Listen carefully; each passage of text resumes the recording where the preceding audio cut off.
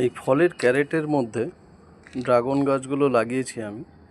এক একটা ক্যারেটে দুটো করে চারা লাগিয়েছিলাম। এগুলো দেখতে পাচ্ছেন, এই চারাগুলোর বয়স 2 মাস। 2 মাসে এতটা গ্রোথ হয়েছে এবং নতুন ডালপালা বেরিয়েছে। এবং এই যে দেখতে পাচ্ছেন, এখানে মালচিং করা আছে নারকেলের ছোবা দিয়ে। প্রতিটি ক্যারেটটেই মালচিং করেছি নারকেলের ছোবা দিয়ে।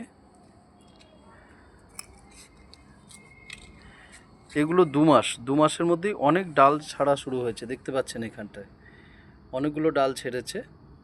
এর মধ্যে 2টো ডাল রাখবো, বাদ বাকি ডালগুলো আমি কেটে দেব।